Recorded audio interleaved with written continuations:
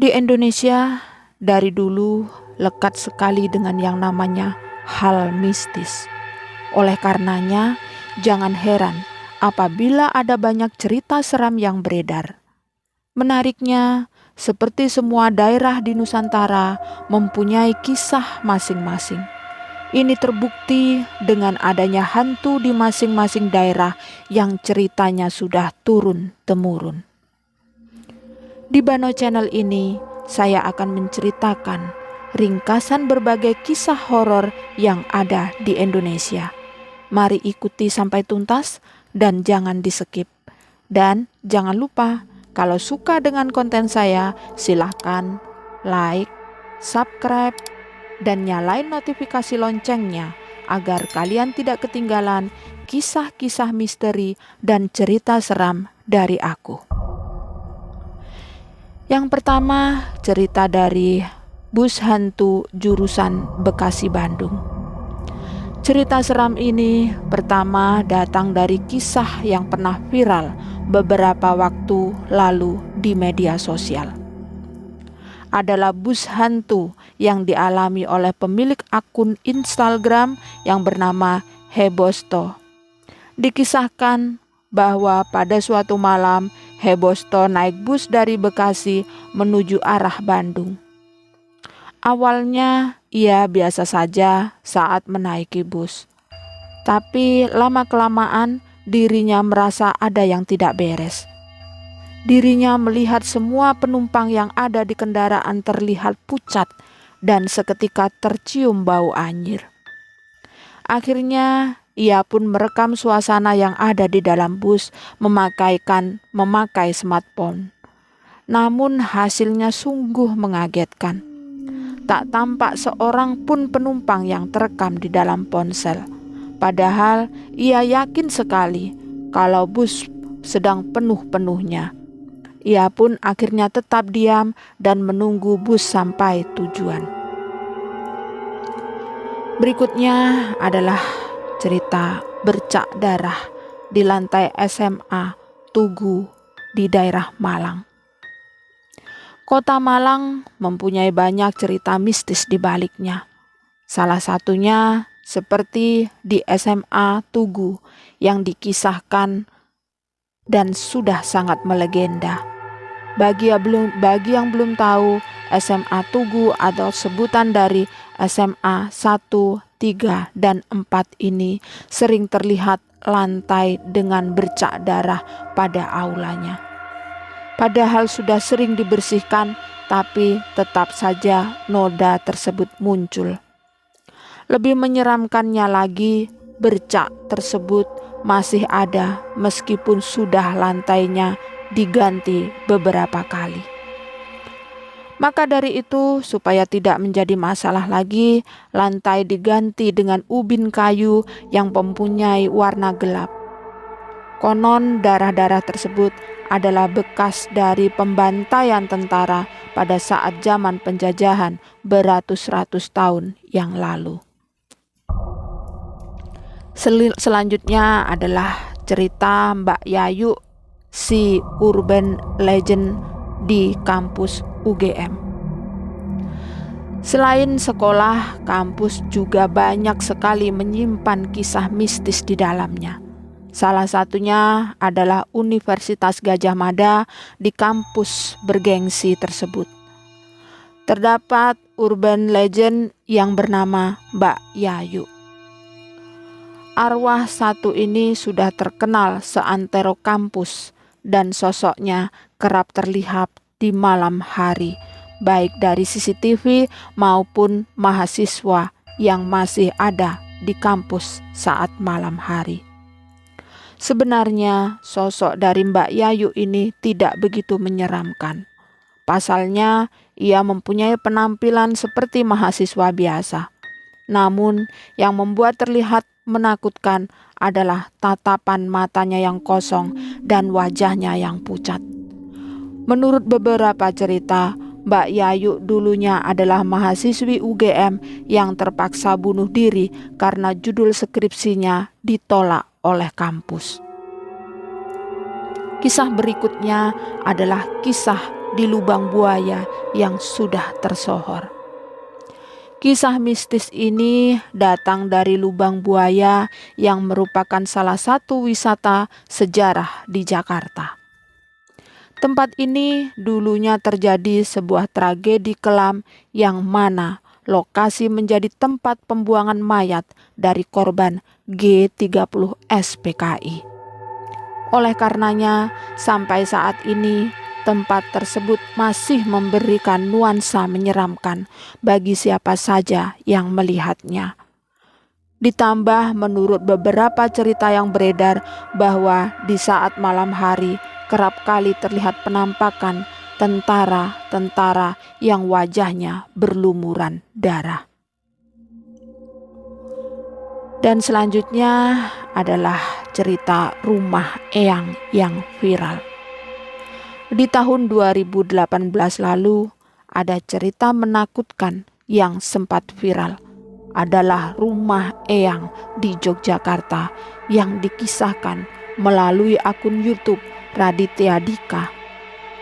Rumah tersebut adalah milik nenek dari teman Radit yang bernama Mister. Di rumah tersebut ada banyak sekali peristiwa yang sangat tidak masuk akal. Seperti lemari yang tiba-tiba bergerak sendiri, kemudian penampakan setengah badan yang berjalan di belakang rumah. Lalu ada juga alat pel yang tiba-tiba berubah menjadi kuntilanak dan masih banyak cerita lagi.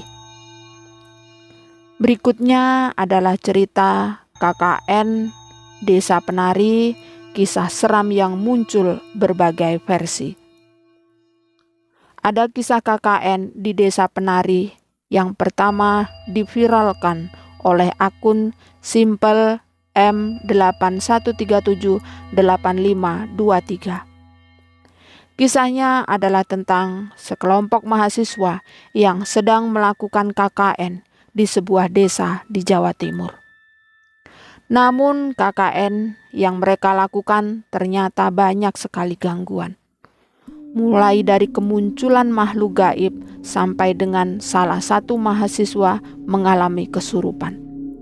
Bahkan yang paling parah adalah 2 dari mahasiswa yang sedang KKN mengalami hal di luar nalar akibat melanggar aturan yang sudah ditetapkan desa. Pada akhirnya mereka pun meninggal dunia dalam waktu yang berbeda. Cerita tersebut ternyata dibukukan dan juga telah diproduksi menjadi sebuah film horor.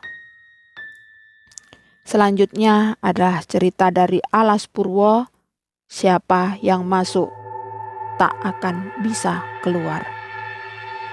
Tidak jauh dari KKN Desa Penari, ada kisah Alas Purwo di Banyuwangi yang menjadi sorotan. Sejak dulu, kawasan ini dikenal dengan adanya kerajaan makhluk gaib yang sangat besar, sehingga banyak orang yang agak takut untuk melewatinya. Banyak cerita mistis yang tersebar di hutan satu ini.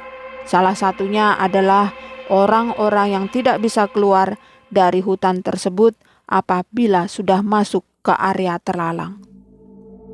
Ini karena orang yang melewati akan disesatkan oleh penunggu Alas Purwo. Berikutnya adalah cerita hantu jeruk purut. Kisah hantu yang legendaris. Selain cerita di atas, ada juga kisah tentang hantu jeruk purut yang sangat legendaris. Sosok ini adalah hantu tanpa kepala yang kerap berkeliaran di kawasan pemakaman pada malam hari. Sosok satu ini pernah ditemukan oleh penjaga makam jeruk purut. Menurut penglihatannya, sosok tersebut terlihat seperti pastur yang berjalan untuk mencari makamnya. Peristiwa tersebut terjadi pada tahun 1986 silam. Nah, karena kisah ini sangat terkenal, hantu jeruk purut dijadikan sebuah film beberapa tahun yang lalu. Berikutnya adalah kisah rumah kapal. didiami jin menyerupai kelelawar. Ada rumah kapal yang mempunyai cerita menakutkan di dalamnya. Terletak di Teluk Betung Utara, Bandar Lampung. Rumah ini sebenarnya tidak terlalu besar, namun begitu kalian melihatnya, aura mistis pun langsung terasa. Konon masyarakat mempercayai bahwa ada banyak sekali jin yang bertempat tinggal di dalamnya. Salah satunya yang kerap dilihat oleh sosok tinggi besar dan mirip dengan kelelawar. Kemudian ada juga siluman naga yang juga dipercaya bertempat tinggal di sana. Keseraman di rumah ini semakin kental lantaran banyak kecelakaan yang terjadi di depan rumah tersebut. Selanjutnya cerita keluarga tak kasat mata. Kisah yang sempat viral di Kaskus, di forum yang bernama Kaskus, sempat viral sebuah cerita menakutkan yang diberi judul Keluarga Tak Kasat Mata. Cerita ini dikisahkan oleh tokoh bernama Genta. Ternyata ini bukan hanya cerita fiksi, melainkan pengalaman sendiri saat berkantor di sebuah rumah tua di kawasan Yogyakarta. Genta menceritakan banyak peristiwa di luar nalar yang ia alami. Dirinya juga bertemu sosok-sosok tak menyenangkan yang kerap mengganggunya dan juga mengganggu teman-temannya. Seperti kuntilanak, nenek berkerudung, anak-anak yang berjalan mundur, sampai dengan sundel bolong yang bernama Siti. Berikutnya adalah cerita dibantu melahirkan oleh makhluk halus. Kisah ini tidak kalah menyeramkan adalah di mana ada cerita seseorang yang dibantu melahirkan oleh makhluk halus. Pada mulanya ada seorang ibu yang sudah datang ke sebuah rumah sakit karena sudah waktunya untuk melahirkan. Dan akhirnya sang ibu tersebut melahirkan dengan selamat. Namun setelah keluar dari rumah sakit, warga sekitar bertanya pada ibu-ibu tersebut. Pasalnya, ibu tersebut keluar dari rumah sakit Mardi Waloyo Blitar yang sudah tidak terpakai sejak lama. Namun ibu tersebut dengan yakin menjawab bahwa ia masuk ke rumah sakit pada umumnya dengan banyak dokter, perawat, dan pasien-pasien lainnya. Kini rumah sakit tersebut dipindahkan ke lokasi baru yang ada di daerah Karangtengah, Sananwetan, Blitar. Selanjutnya adalah kisah horor dari rumah sakit yang paling angker di Indonesia. Cerita rumah sakit ini benar-benar membuat kita merinding. Rumah sakit adalah sebuah tempat di mana orang-orang yang sakit dirawat untuk mendapatkan kesembuhan. Rumah sakit juga tak jarang menjadi tempat terakhir seseorang menjalani kehidupannya di dunia ini. Oleh karena itu, kita dapat menemukan ruang khusus bagi mereka yang telah meninggal dunia. Ruang tersebut dikenal dengan nama kamar mayat. Ruangan ini menjadi salah satu ruangan yang paling ditakuti oleh siapapun yang berkunjung ke rumah sakit. Kehadiran mayat-mayat yang ada di ruang tersebut tentu saja membuat bulu kuduk siapapun bakal berdiri. Hal itu pula yang menyebabkan rumah sakit menjadi salah satu tempat yang paling angker di dunia. Sejalan dengan hal itu, berbagai kisah horor dan penampakan pun mulai bermunculan. Berikut ini adalah beberapa kisah horor dari rumah sakit yang ada di Indonesia. Pengalaman mistis ini dialami langsung oleh pasien maupun kerabat pasien. Nama yang ada di konten ini disamarkan guna melindungi privasi dari yang bersangkutan. Mari kita simak bareng-bareng kisahnya. Cerita horor berasal dari RSCM yang berada di Jakarta Pusat. Rumah sakit ini sendiri pertama kali diresmikan dan dibuka pada tahun 1919. Sudah sangat tua, bukan? Nyatanya hal itu selaras dengan sangat banyaknya pengalaman mistis di tempat ini. Salah satunya berasal dari seorang mahasiswa bernama Romli. Pada suatu malam, ia tengah berjalan pulang menuju rumahnya. Namun di tengah perjalanan, ia melihat segerombolan orang tengah berkumpul di pinggir jalan. Ia pun lantas menghampiri gerombolan tersebut. Ternyata orang-orang di sana berkumpul lantaran tengah membantu seseorang korban kecelakaan. Romli pun lantas menyadari bahwa korban tersebut adalah teman sekampusnya. Dengan bergegas ia menolong temannya tersebut dan membawanya ke rumah sakit terdekat dengan bantuan warga sekitar. Kebetulan rumah sakit terdekat dengan lokasi kejadian pada waktu itu adalah RSCM. Sehingga Romli pun membawa temannya untuk berobat ke rumah sakit tersebut. Sesampainya di rumah sakit, teman Romli langsung mendapatkan perawatan intensif. Romli pun mencoba untuk menghubungi kedua orang tua temannya tersebut. Namun ternyata kedua orang temannya itu tengah berada di luar kota dan baru bisa tiba di rumah sakit pada esok pagi. Romli pun diminta tolong oleh kedua orang tua temannya agar menjaganya itu hingga esok paginya. Setelah mengiyakan, Romli kemudian meminta izin kepada kedua orang tuanya untuk menemani temannya yang tengah terbaring lemas di rumah sakit RSCM. Setelah itu ia pun pergi menuju ruang di mana temannya tengah mendapatkan perawatan. Waktu itu telah menunjukkan pukul 23.30. Suasana rumah sakit pun begitu sepi.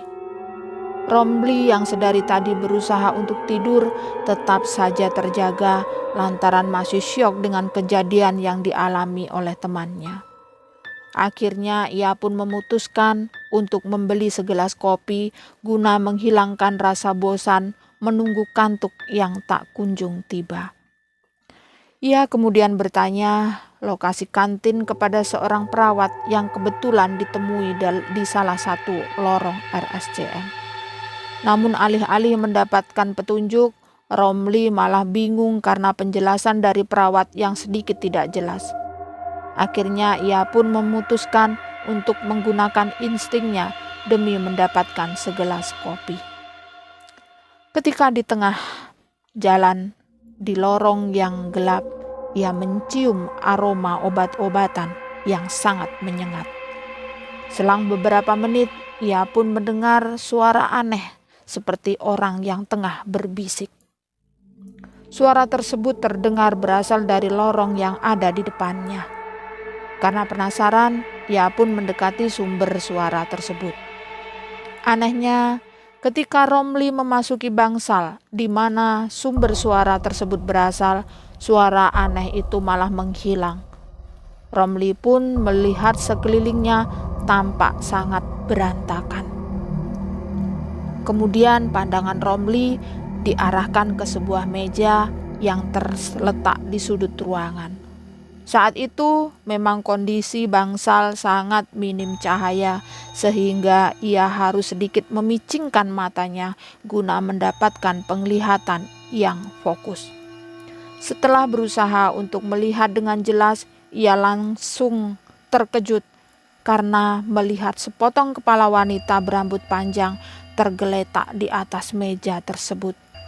Ngerinya, wajah dari wanita itu tampak tersenyum dengan tatapan tajam ke arah Romli sambil tertawa cekikikan. Sontak saja Romli langsung kaget dan lemes dengan apa yang baru dilihatnya. Ia pun bergegas keluar dari ruangan tersebut dengan tergesa-gesa sambil berlari. Namun baru saja sampai di depan bangsal, ia terjatuh lantaran tersandung sesuatu. Setelah mencari tahu apa yang membuatnya tersandung, ternyata ia semakin ketakutan lantaran yang membuatnya tersandung adalah tubuh seorang pria yang tidak memiliki kaki dan tangan. Ngerinya lagi, pria tersebut menatap Romli dengan tatapan kosong tanpa ekspresi apapun. Romli pun segera bangun dan bergegas lari meninggalkan bangsal hingga akhirnya ia menabrak satpam yang tengah bertugas pada malam itu. Satpam tersebut kaget melihat kondisi Romli dengan wajah yang sangat pucat sambil gemetar ketakutan. Romli lantas dibawa oleh satpam menuju pos untuk ditenangkan. Setelah diberi minum air, Romli menceritakan kejadian yang barusan dialaminya. Mendengar cerita dari Romli, satpam pun mengiyakan dan menjelaskan bahwa ruangan tersebut merupakan bekas instalasi bedah umum yang sudah lama tidak digunakan. Satpam juga menceritakan bahwa di tempat itu memang sangat angker dan cukup sering memunculkan penampakan hantu berupa potongan tubuh manusia. Romli yang masih ketakutan kemudian meminta untuk diantar ke ruang ICU tempat temannya dirawat. Sesampai di ruang ICU, Romli tidak pernah meninggalkan ruangan itu hingga pagi menjelang karena saking ketakutan. Dan kisah horor berikutnya berasal dari Rumah Sakit Dharma Medika Tulungagung. Pada saat itu, seorang wanita yang telah berusia 55 tahun bernama Aminah tengah dirawat karena penyakit liver yang dideritanya. Dokter telah mendiagnosis bahwa umur Aminah tidak akan lama lagi dan meminta kepada pihak keluarga untuk dapat mengikhlaskannya. Pasalnya, mata dan kukunya sudah berwarna kuning. Terlebih, sang nenek terhitung terlambat dibawa ke rumah sakit.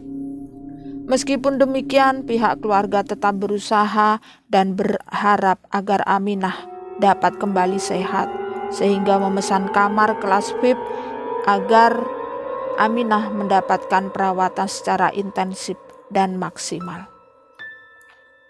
Selama di rumah sakit, Aminah pun diperiksa oleh dokter dan perawat, mulai dari pagi, siang, sore, hingga malam hari. Pada waktu-waktu biasa, dokter akan ditemani perawat ketika akan memeriksa Aminah. Namun suatu ketika ada pemeriksaan yang dilakukan pukul 2 dini hari. Aminah diperiksa oleh seorang perawat yang sudah cukup tua seumuran dengan Aminah. Setiap harinya tim dokter juga selalu berpesan kepada pihak keluarga agar dapat segera mengikhlaskan Aminah mengingat kondisi Aminah yang kian hari kian memburuk.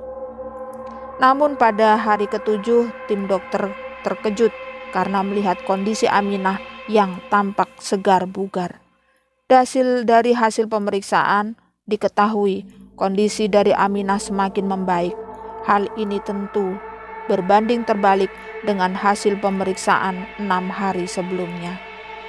Aminah pun bertanya kepada dokter dan perawat yang biasa memeriksanya pada pukul 7 malam terkait kemana suster yang biasa memeriksanya pada pukul 2 malam.